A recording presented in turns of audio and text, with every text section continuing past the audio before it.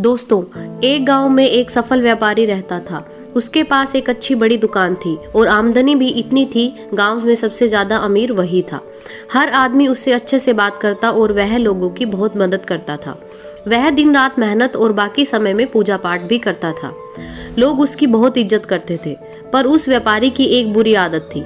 वह बहुत जल्दी गुस्से में लोगों को भला बुरा कहने लग जाता था, जिससे गांव के बहुत से लोग उससे नाराज रहते थे। और जब वह नाराज लोगों को मनाने जाता और वो लोग नहीं मानते थे, तो उसको और गुस्सा आता और वह और भला बुरा कह देता और फिर बाद में व्यापारी को बहुत बुरा लगता था। एक बार गांव में एक बहुत ज्ञानी संत आए। कुछ ही दिनों में दूर दूर तक उसके ज्ञान के चर्चे होने लगे। जब वह बात व्यापारी तक पहुंची तो वह दौड़कर संत से मिलने पहुंचा। व्यापारी ने संत की बहुत सेवा की और उसको अपनी समस्या बताई।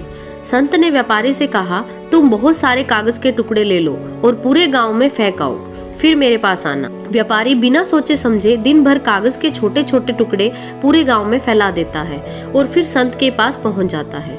संत उस व्यापारी से कहते हैं, तुम्हारी समस्या का समाधान मिल गया है, बस तुमको एक काम करना है। तुम जाकर उन सभी कागज के टुकड़ों को इकट्ठा करके यहाँ ले आओ।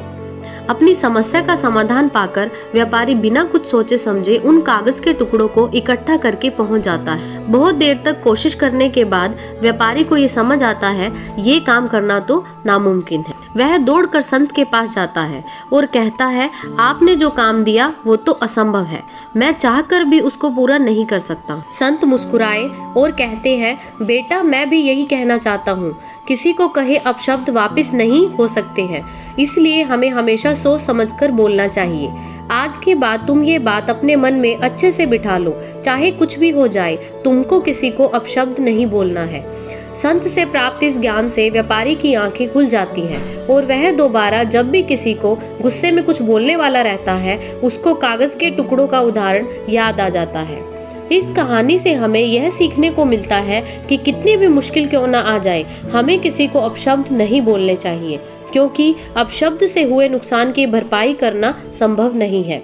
गलत शब्दों से किसी को ठेस नहीं पहुंचानी चाहिए।